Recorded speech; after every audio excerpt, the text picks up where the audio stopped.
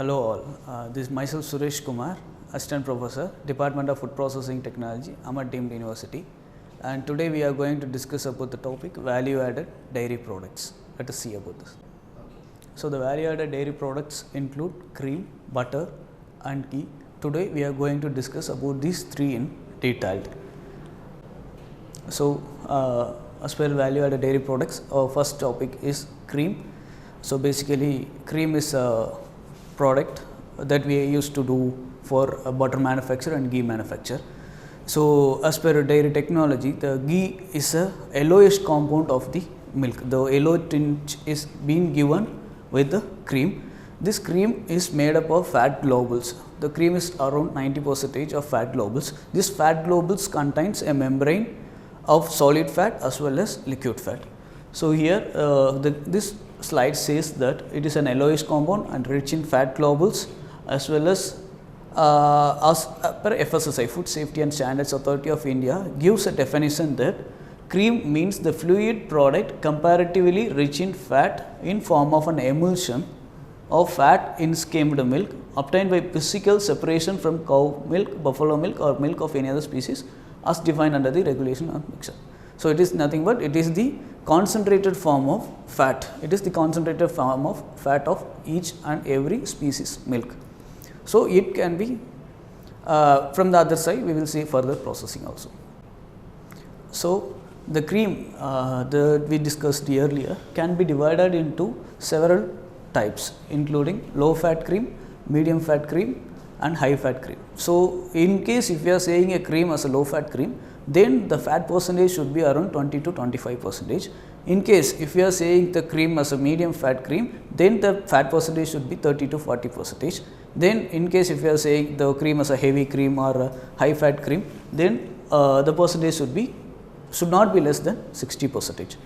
Also other than this division, there is another two division called market cream and manufactured cream, where market cream is for direct consumption, while manufactured cream is for product preparation. For example, if you are preparing butter or cream or ghee through cream, then it is called as a manufactured cream. If you are selling the cream for direct consumption, then it is called as a market cream. This cream should have a minimum fat percentage of 10%. It should have a minimum fat percentage of 10%, then only it can be considered as a cream, as well as the acidity should also be around 0.15%. The acidity should not get reduced below 0.15 or should not get increased above 0.15%. In case if we are producing a cream of fermented cream or ripened cream, then the acidity can be extended above 0.15%. In case if we are not going for any fermentation process, then the acidity should stand with 0.15%, or else there will be loss of fat molecules or protein molecules from the cream during the separation processes also. As well as based upon the fat content, we can further divide the cream into several types based upon their application. For example, if it is 20 to 25%, then it can be divided, it can be say as table cream, light cream and coffee cream. Then in case if it is having if it is a medium fat cream, then it can be divided as whipping cream or heavy cream. If it is 65 to 85%, then the cream is called as a plastic cream. So furtherly, we are now in this slide we are discussing about the various composition of the cream. So if it is a light cream, then the water content should be 68%, while fat content should be 25%, protein 2.54, while lactose 3.71. While it is 50% cream, means it is a heavy cream, then the fat should be 50 while the water content should be 45, the lactose 2.47 and protein 1.69. So, it depends upon the cream also, it depends upon the type of cream also, the composition will get vary. So, cream separation, the major application of cream is for separation. So, this separation is nothing but the fat globules will get separate from the milk. Based upon the density of fat and skim milk, this fluid milk can be divided as skim milk and fat. So, this fat and skim milk can be separated, it will get separated based upon the density differences. In case if it is a skim milk, the density will be 1.04, and in case if it is a milk fat, the density will be 0.93. So, for example, if you are keeping the milk in a glass bottle as such in over a table for several time, due to the difference in the density of milk fat and skim milk, there will be separation of fat. Due to the lower density of fat, the fat will start to rise above to the top layer of the beaker, above the top layer of the glass where we have kept the fluid milk. This is due to the difference of densities. This can be seen in many of the local tea shops to determine the fat content of the milk that they are receiving, So, this cream can be separated by two methods. One is centrifugal method and another one is mechanical method. Means mechanical method is the centrifugal method and another one is gravity separation method. So, this gravity separation method, the yield of gravity separation method will be low, while the yield of centrifugal method will be, mechanical method will be high. This gravity method is being applied for local peoples or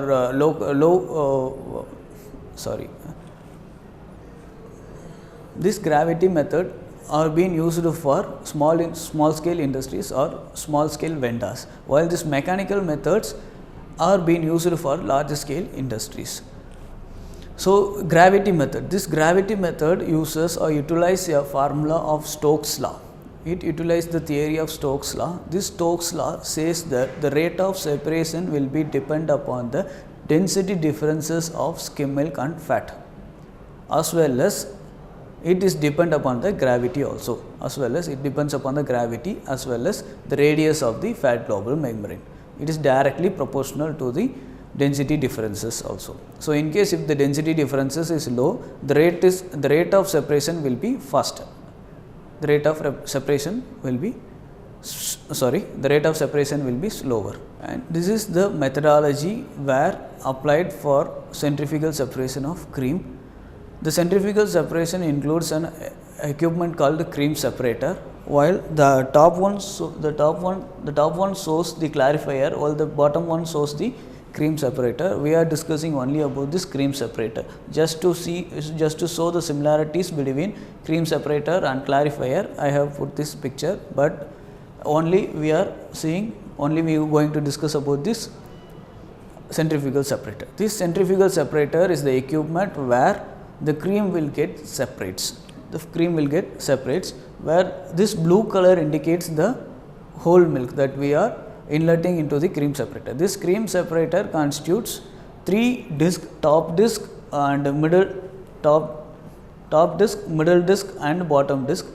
While through top disc we will be inletting our fluid milk or whole milk, and this whole milk will flow inside and it will fill into the discs, This disc will have 2 holes. So, once the fluid milk reaches the bottom of separator, and it will starts to flow upwards, and it will get filled between each and every discs of the cream separator through the holes. So, once the motor is being switched on, the cream separator will start to rotate at heavier RPM, around 6000 RPM. So, due to this heavier RPM, the fat globules, that is the lower dense materials of milk will start to move towards the center. This yellow color shows the cream, and this blue color shows the skim milk. While the skim milk is a heavier, denser particle, it will start to move towards the outer layer of the cream separator due to the heavier density. So, the cream that moves through this hole towards the center will start to move and it will get out as a cream, and the skim milk that moves towards the outer surface will remove as a skim milk. So, this is the methodology of cream separation. So, the next slide, this slide shows the process of efficient separation of cream separator. So, the inlet milk, the milk that we are inletting in a centrifugal separator should have a temperature of 40 degrees Celsius, because at this 40 degrees Celsius only the fat will get melted. So, once we want to receive a higher efficiency of cream separation, then the temperature of fat should be, or temperature of milk should be 40 degrees Celsius. There is no research found that in case if we are increasing a temperature to 43 to 50 degrees Celsius, there is no proper separation is being found. So, 40 is so this 40 temperature is the optimum temperature for separation of cream is as per centrifugal separators. So, the next process is called pasteurization. So, as we all know what is called pasteurization. Pasteurization is nothing but it is the killing of microorganism and extending the shelf life of cream. In case of milk, then the pasteurization will be around temperature of 72 degrees Celsius for 15 seconds, but in case of cream, the temperature should be 70 degrees Celsius for 20 minutes or 80 degrees Celsius for 25 seconds. So, at this temperature, we have an optimum killing of Clostridium botulinum is being found. Here, the acidity will also play a role. In case if there is a higher acidity, then there will be formation of curdling that should be avoided. So, next slide says about the various defects that can be found in cream. So, flavor defects, it is cooked flavor, feed and weed, highly acid sour, oxidized, oily, metallic tallowy and rancid. Cooked flavor, it may be because of the higher temperature of pasteurization, while feed and weed is because of the feed that we are giving for the cow, and highly acid sour, it is because of the developed acidity of the cream, and oxidized, it is maybe because of exposure towards the sunlight. Then rancid, it is because of the hydrolysis, this is because of the fat hydrolysis. It all develops an off flavor, which is not acceptable as a final product. As well as there is a thing called feathering in hot coffee. Due to the excessive of homogenization, there will be separation of liquid fat that will result in the feathering of coffee. Feathering of coffee is nothing but there will be spreading of fat, milk fat. Next slide. So, the next topic means the next value added product is butter. So, as we all know, butter is the most outlet dairy product in our India. So, this butter is being manufactured based upon the cream. It is based upon this butter is being manufactured from the separated cream. There are various methods of butter manufacturers also that we will discuss in the next slide. So, butter is nothing but it is made by churning of fresh or fermented cream. So, butter is nothing but it have an emulsion of water in oil emulsion, while cream is an emulsion of oil in water emulsion. So, this oil in water emulsion will be churned and converted into an emulsion of water in oil emulsion. Butter remains solid when it is refrigerated, and it have a consistency and it is have a property to become a liquid at a temperature of 32 to 35 degrees Celsius. So, FSSAI defines the butter as the fatty product principally in the form of an emulsion of type water in oil derived exclusively from milk or milk products or both. So, this is the definition of butter. This butter can also be divided into following types: table butter and white butter or cooking butter. Table butter is for direct consumption and cooking butter is for the for cooking oil preparation or butter oil preparations or ghee preparations. So, the next slide. So, this slide says the various composition of butter. While the moisture should be around 60%, as per FSSAI standards, the moisture should not exceed 16%, while the fat should be 80%, while the milk solid fat should be 2% and common salt should be 3%. There are two types of butter is also available: salted butter and table butter in unsalted, salted butter and unsalted butter. In salted butter we will be adding the salt percentage of 3%, and in unsalted butter we will not be adding any salt to the butter. This salt will enhance the properties of butter also. This slide says the different types of butter available in the market. First one is sweet cream butter based upon the acidity. It is called sweet cream butter, mild acidified butter and sour cream butter. This sweet cream butter will have a pH percentage of 6.4, means it should be higher than 6.4 pH, and mildly acidified butter will have a pH in the range of 5.2 to 6.3, while sour cream will have lesser than 5.1. This sour cream butter will be made from ripened cream. This ripening is another process which is done by microbial growth, that we will discuss in another slides. So, the next classification is salted butter and unsalted butter. Salted butter is nothing, it is also called as table butter. Unsalted butter is also called as white butter. Here we will be adding salted butter, we will be adding salt, while unsalted butter we will not be adding any salt. Then this classification based upon the manufacturing process. It is pasteurized cream butter and desi butter.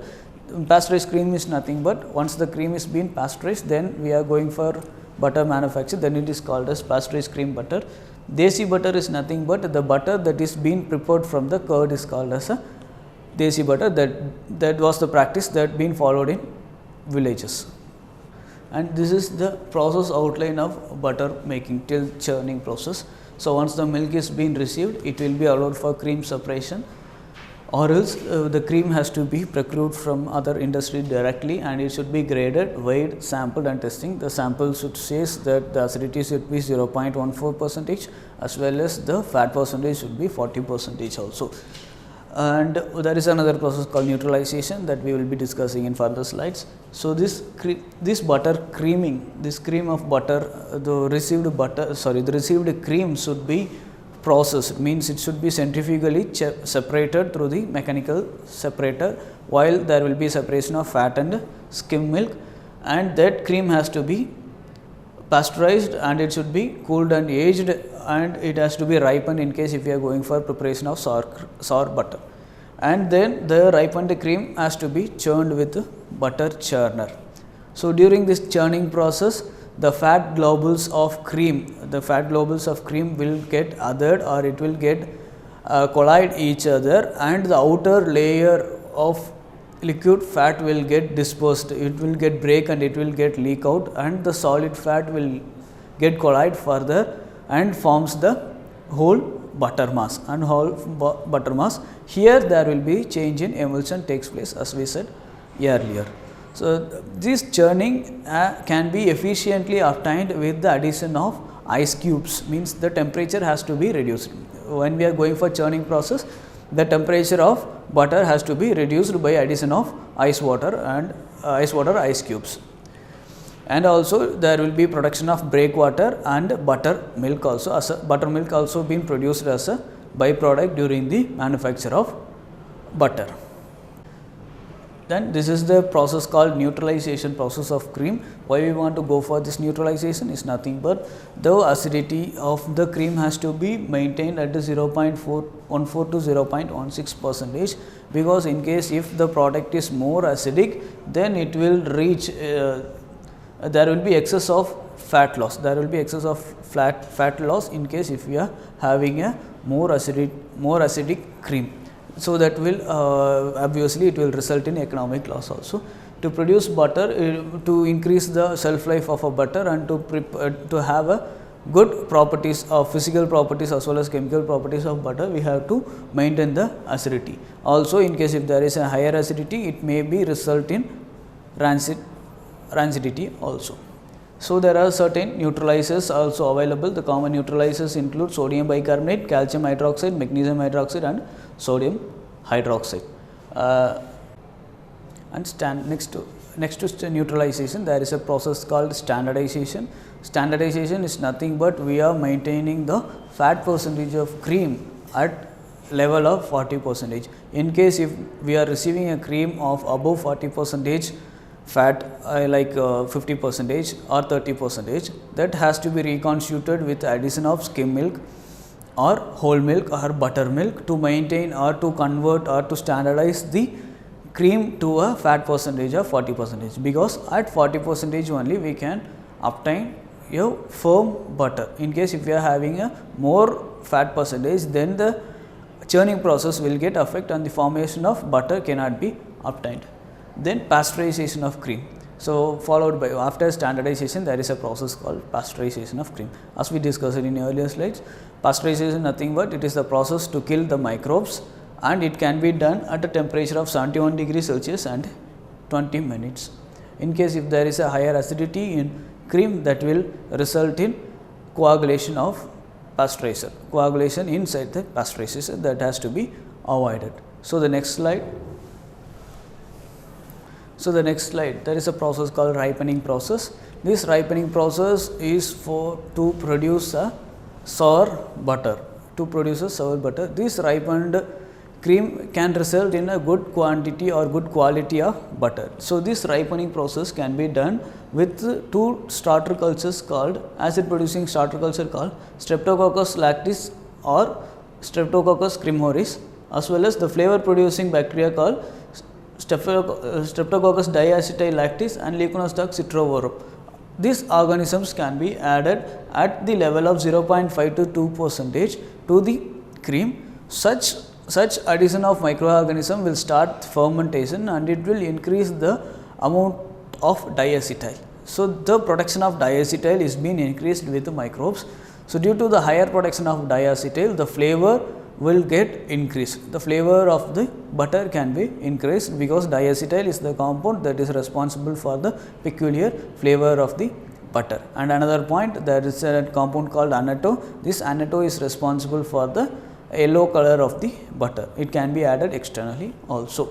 So, once the cream is being ripened, there will be production of diacetyl. In case if there is a diacetyl production of 0.6 ppm, then it will have a mild flavor, while the diacetyl is of range 0.7 to 1.5 ppm. Then it is called as a full flavored butter. In case if the diacetyl compound is around 0.7 to 1.5 ppm, then it is called as a full flavor butter. So, once the cream leaves the pasteurizer, it has to be cooled down. So, this cooling is also another application. It is an application to increase the crystals of the cream. So, once the cream is being cooled, there will be crystallization of fat. This will result in the good churning process. In case if there is improper crystallization of fat, then the separation of cream won't be good. Generally, the cooling temperature in summer should be 7 to 9 degrees Celsius, and if it is winter, then the temperature should be 10 to 13 degrees Celsius, more than sufficient for the production of crystals in the cream and churning processes. So ghee. So, the next value added product is called ghee. As we all know, the ghee is being a fat rich dairy products as well. This ghee is being produced from butter or else cream. So, ghee is a golden oil or fat made from the fat of milk. Ghee is preserved by the combination of heat, which destroys both microorganisms and the contaminating enzymes also. So, as per FSSI, the definition says that the pure clarified fat derived solely from milk or curd or from desi butter or from cream to which no coloring matter or preservatives has been added. This is the definition as per FSSI. The next slide. And this is various methods that adapted for the ghee manufacture. First one is desi method, that is the method that we have followed in every villages, where the curd is being churned and the butter is being extracted and it will be heated to produce the ghee. The next one method is direct cream method. Direct cream method is nothing but the cream being borrowed or manufactured, and it will be melted at 114 degree plus or minus 2 degrees Celsius in a stainless steel. That fat will get liquefied, that is the thing called ghee. Then creamery butter method. Creamery butter method is nothing but the butter will be made and this butter will be melted to ghee at temperature of 60 to 80 degrees Celsius in a stainless steel. Then pre-stratification method. This pre-stratification method is the most adopted method in each and every industries, where the cream is being placed in a tunnel, or sorry, in a vat, and it will be heated at temperature of 70 degrees Celsius. At 70 due to that due to that higher temperature heating, there will be separation of 3 layers: top layer, middle layer, and bottom layer, where the middle layer consists this fat and the bottom layer consists of buttermilk serum, while middle layer consists of clear fat that we are going to extract as we will get it as a ghee, and the top layer will have a denatured protein particles and impurities. So top layer and bottom layer has to be removed, and the middle layer has to be extracted out as a ghee. Then continuous method. This is an industrial method where if there is a continuous butter production, and this whole butter will be placed in a continuous ghee manufacture machine, and it will produce the ghee. It will melt the ghee in a continuous manner. And this is the important property of ghee called granulation. So once the ghee is being melted from the butter, it has to be cooled further. So when we are cooling the ghee, there will be formation of crystals. That crystal formation is a main property of ghee, and it will increase the sensory profile and organoleptic character of the ghee. The rate of cooling also influence the formation of crystals, and stirring or agitations and seeding at the rate of 1 to 3% encourages the nucleus formation also. This nucleus can be formed at the level of 1 to 3%. Continuous stirring is also an essential thing for the ghee manufacture also. For better granulation, the temperature should be minus 28 degrees Celsius, and it should be obtained within 2 to 3 hours. That is the thing called quick freezing. So quick freezing results in the faster formation of crystals. So this granulation is being formed with the component of glycerides, especially palmitic and stearic acid. So this is the major reason for granulation. Thank you.